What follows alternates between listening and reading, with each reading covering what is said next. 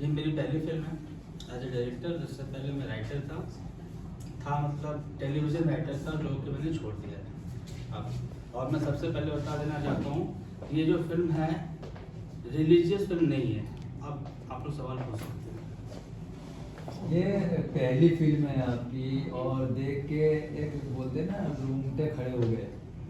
मतलब बहुत ज़बरदस्त फिल्म का ट्रेलर लगा ये, तो पिक्चर अंदर अब कैसी होगी ये तो पब्लिक तक आने के बाद में ही पता चलेगा, लेकिन ट्रेलर में बहुत दम लगा। ये कहाँ से कॉन्सेप्ट मिला आपको, इसके बारे में थोड़ा सा बताइए। जो कॉन्सेप्ट कुछ बनाना था मुझे, और बनाना था तो दिमाग में बहुत सारे टॉपिक थे, क्या बनाऊँ क्या करूँ। तो पहले सबसे पहले शुरुआत की अपने अंदर से, कि जो सबसे बड़ी लड़ाई होती है इंसान की खुद से होती है, लेकिन आजकल का इंसान खुद को भूलकर बाकी सारी समस्याओं में लगा रहता है। तो एक झूठ बोलने की जो कला होती है बहुत लोगों के अंदर होती है। तो मेरे दिमाग में आया कि आदमी अगर झूठ बोलता है तो अंदर से कैसा महसूस करता होगा।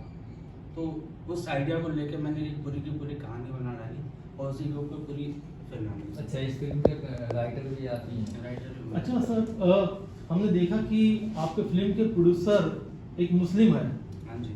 और आप एक हिंदू हो, और कंसेप्ट के अंदर जो आपकी दोस्ती का जो तालमेल है प्रोड्यूसर और डायरेक्टर का, वही चीज़ हमको फिल्म में भी दिखी। तो आपको उनको इस कंसेप्ट के ऊपर कन्विंस करने में कितनी दिक्कत हुई या क्या हुआ, वो बताइए जरा, जर्नी आप दोनों की। जर्नी तो फिलहाल क्या है कि मैं मुंबई आया था फैशंस करने के लिए, लेकिन क्या कहते हैं ना, डेस्टिनी कहीं और होती है तो इंसान कहीं और पहुंच जाता है। तो बालाजी एकता कपूर का जो प्रोडक्शन हाउस है, मैं उसमें एज राइटर हो गया, तो मैंने फैशन छोड़ दिया। अब रहने के लिए जगह चाहिए थी तो एक पीजी का ऐड देखा था मैंने रेलवे स्टेशन पर, वो ऐड मुझे सीधा सीधा वहाँ पे ले गया। तो तब से हम साथ में ही हैं। और रही कहानी और कॉन्सेप्ट समझाने की, तो जब मैंने उन्हें बताया तो वो तुरंत एग्री कर गए, क्योंकि ये धर्म के ऊपर है ही नहीं कहानी पहली बात तो, इसलिए उनको कोई प्रॉब्लम नहीं हुई, बल्कि उन्होंने बहुत मेरी हेल्प की। क्योंकि मैं हिंदू हूँ तो जो मुझे मुस्लिम एस्पेक्ट चाहिए था अपनी कहानी में, उन्होंने सब मुझे बताया ताकि मैं टेक्निकली कहीं गलत ना रह सकूँ। तो उन्होंने मेरी उस तरीके से बहुत हेल्प की कि उनके धर्म में क्या होता है। बीइंग हिंदू मैं तो जानते ही था कि मेरे धर्म में क्या होता है। अच्छा सर, सोनी पे एक बहुत ही बेहतरीन और बहुत ही सुपर हिट शो आता था, बड़े अच्छे लगते हैं, जिसे को आपने ही लिखा है एज ए को राइटर। तो ये बड़े अच्छे लगते हैं, उसका कंसेप्ट और आपकी फिल्म दोनों एकदम ऑपोजिट है। तो ये कैसा पॉसिबल हो पाया? अगर मैं करेक्ट आपको कर दूं कि ये वो एक ही सीरियल है जो मैं खुद भी देखता था। मैं आपको ये करेक्ट कर दूं कि जो भी टेलीविज़न का कॉन्सेप्ट होता है वो मेनली प्रोड्यूसर लेवल पे होता है। तो ये कॉन्सेप्ट था वो एकता मैम का था। अब उसमें क्या टेलीविज़न राइटिंग और ये राइटिंग टोटली डिफरेंट है बहुत। वो क्या है, अगर सिंपली बोलूँ तो एक क्वालिटी और क्वांटिटी। टेलीविज़न क्वांटिटी वर्क है और ये सब जो काम है क्वालिटी, क्योंकि टेलीविज़न में आपको रोज़ एपिसोड लिखना है, रोज़ लिखना है, तो आप उस लेवल का क्रिएटिव काम नहीं कर सकते हो, आपको रोज़ करना है। तो वो दोनों डिफरेंट इसलिए हो जाता है। और मेरे लिए मैं कुछ भी लिख सकता हूँ, मैं अपने आप को लिमिट नहीं करता हूँ। हाँ, बस एक्शन नहीं लिख पाऊँगा क्योंकि वो दिखाने की चीज़ होती है, लिखने की चीज़ नहीं होती। हॉरर, रोमांस, थ्रिलर, सब कुछ भी लिख सकता हूँ मैं अपने आप को लिमिट नहीं करता हूँ। आपको लगता है आपकी पहली फिल्म आपके स्टारडम का जरिया भी बन सकती है, जैसे नहीं, मैंने कभी सोचा नहीं है, ना ही मुझे स्टारडम चाहिए, क्योंकि स्टारडम से क्या होगा, मेरी बहुत सारी आज़ादी चली जाएगी। मैं खड़े होकर आराम से चाय पी लेता हूँ, मेरी इतना काफ़ी है, मुझे नहीं चाहिए मेरे पीछे 10 लोग आके घेरे खड़े हो जाए। तो मैं उस बारे में सोच ही नहीं रहा हूँ। हालांकि सबकी अपनी किस्मत होती है, ये फिल्म कहाँ से कहाँ जाएगी वो फिल्म की किस्मत होगी, मेरी नहीं। अगर ऐसा स्टारडम भी आएगा तो मैं अपने प्रोड्यूसर साहब को आगे कर दूँगा, पीछे रहूँगा। अच्छा, तो ये इसकी रिलीजिंग वगैरह की अगर बात करें तो ये शॉर्ट फिल्म है, पूरी फिल्म फीचर फिल्म है, फीचर फिल्म नहीं है। मतलब रिलीजिंग की अगर बात करें तो किस प्लेटफॉर्म पे आएगी ये, उसका अभी कुछ भी नहीं सोचा है, क्योंकि देखिए पॉइंट क्या होता है, इंडस्ट्री में रहकर भी ऐसा ज़रूरी नहीं है कि आपको इंडस्ट्री के बारे में सब पता हो, क्योंकि टेलीविज़न का जो राइटर है उसका दायरा बहुत सीमित होता है, सिर्फ प्रोड्यूसर से मिलता है, ना ही बाकी किसी से मिलना होता है। तो ये मेरे लिए नया मार्केट है, और क्योंकि मैं एक राइटियस पर्सन भी हूँ, तो मैं किसी का पैसा लगा के डुबा भी नहीं सकता हूँ, क्योंकि जवाब देना पड़ता है। तो इसीलिए जितना भी है सब आपस में मिलकर एक एक्सपेरिमेंट कर रहे हैं कि ये देखेंगे कहाँ लेके जाता है। अभी फ्यूचर क्या होगा क्या नहीं है कुछ भी नहीं सोचा इसके बारे में। लेकिन अगर पब्लिक इसको देखना चाहे, क्योंकि बहुत अच्छा कॉन्सेप्ट है, तो इसके बारे में तो कुछ सोचा होगा ना कि इसको किसी ऐसे प्लेटफॉर्म पे डालें जो ये पब्लिक तक पहुंच जाए, या कुछ ऐसा आपके सो दिमाग- आप अभी बोल रहे हो तभी एक आइडिया है, सोच रहा हूँ अपना ऐप बना लो, उसी के उस पर डाल दो बस, अपना पर्सनल ऐप बनाकर। क्योंकि क्या है ना कि अगर आप जैसे नेटफ्लिक्स पे जाओगे कहीं और जाओगे, वो पूछेंगे चेहरा क्या है, सबसे पहले उनका जो सवाल होता है कि फेस वैल्यू क्या है आपकी शॉर्ट फिल्म की, तो आधी चीज़ें तो वहीं खत्म हो जाती है। तो मैंने किसी को कुछ भी सोच के नहीं बनाया है, रिलीजिंग का क्या है वो आप आगे, जैसे अगर अभी नेटफ्लिक्स आके बोले मुझसे कि आपकी फिल्म खरीदना चाहता हूँ, तो मैं मना तो नहीं करूँगा, मैं ले लो भाई। नहीं, आप गए कहीं पे? नहीं, मैं अभी कहीं नहीं गया हूँ, फिल्म फेस्टिवल पे ही रोटेट किया हूँ। और ये सिर्फ अभी अवार्ड जीतने पे लगे हुए हैं कि इसमें अभी कुछ भी मतलब कहीं पे भी पेश करने का सोचा नहीं है, कहाँ पर रिलीज करूँगा। जैसे कॉन्सेप्ट है, इसको क्या 2 घंटे 3 घंटे भी कन्वर्ट करने का इरादा है फ्यूचर में?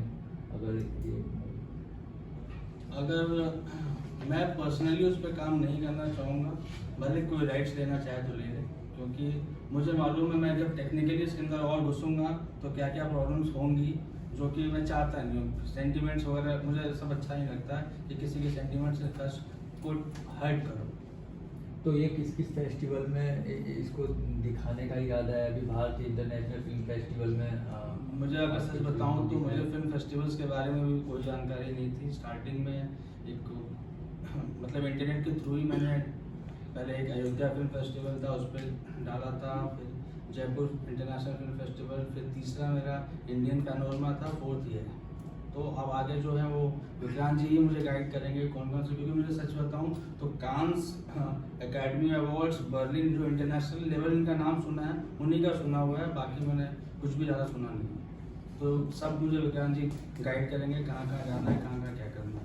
सर कह रहे हैं आपकी आपको जानकारी नहीं है, आप अल्ट बालाजी इसमें उसमें सब जगह आप बहुत मैंने बताया ना मेरा limited- दायरा लिमिटेड था। लिमिटेड लोगों से।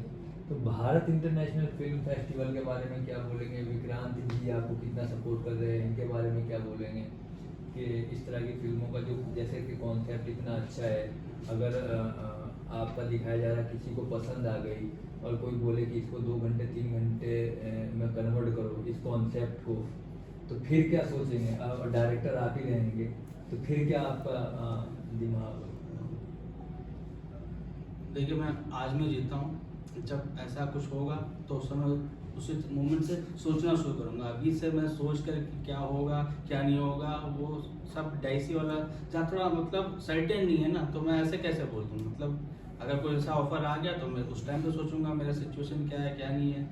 लेकिन अभी फ़िलहाल जो मेरी सोच है मैं उसमें पूरा घुसना नहीं चाहूँगा। मैं अपना राइट्स दे दूँगा, मैं एज ए डायरेक्टर पूरी फिल्म नहीं बनाऊँगा और लिखने की भी कोशिश नहीं करूँगा उसको, क्योंकि उसमें बहुत सारे टेक्निकल फ्लॉज आएंगे मुझे मालूम है, इसलिए मैं नहीं घुसूँगा उसमें। सर अभी के ऐसा लग रहा है कि आपको इस फिल्म के लिए भी जबरदस्ती लेके आया गया है। नहीं, ऐसा कुछ नहीं है, ये मेरा फुल कॉन्सेप्ट देखिए।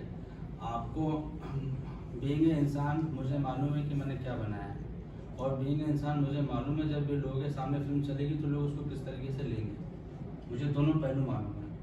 तो मुझे बिना मतलब के अपने लाइफ के आसपास उलझने नहीं चाहिए होती, इसलिए।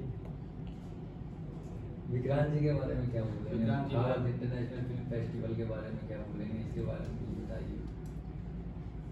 मैं कहूँगा कि मैं बहुत लकी हूँ कि मैंने शुरुआत की अपनी पहली एज ए डायरेक्टर और मुझे विक्रांत जी मिल गए, वरना मुझे बाकी लोगों की तरह बहुत जगह दौड़ना नहीं पड़ा। स्टार्टिंग में अगर आपके साथ बहुत अच्छा कोई गाइड करने वाला मिल जाए तो इंसान के भटकने के चांसेस बहुत कम हो जाते हैं। तो मेरे साथ वही हुआ है, और पहली बार मैं उनसे इंडियन पैनोरमा में मिला था, अभी यहाँ पे मिला हूँ, तो बहुत अच्छे हैं और बहुत मोटिवेट करते हैं, और इनके अंदर वो हिम्मत है।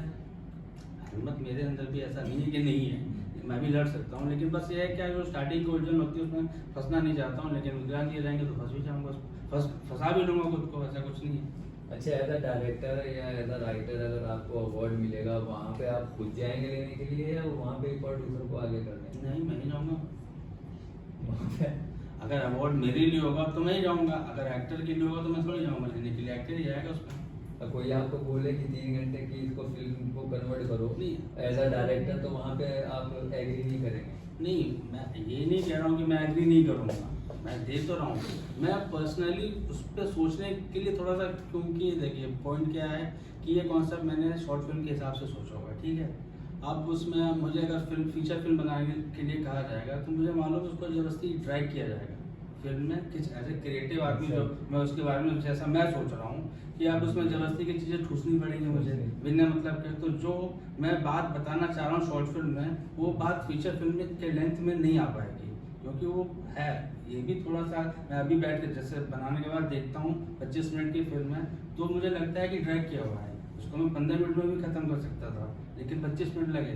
तो अब मैं जो 25 मिनट में ही मुझे ऐसा लग रहा है कि खिंचा हुआ है, तो मैं 2 घंटे में उसको खींच कर अपने आप के साथ इंजस्टिस क्यों करूँगा? इसलिए मैं उससे बैकआउट करूँगा, क्योंकि मुझे मालूम है मेरे अंदर वो कैपेबिलिटी नहीं है कि मैं उसमें जबरदस्ती ठूसूँ। कोई और ठूस सकता है तो भले। Okay, thank you so much हमसे बात करने के लिए, बहुत बहुत धन्यवाद। और बहुत ज़बरदस्त आपने कॉन्सेप्ट बनाया। Thank you.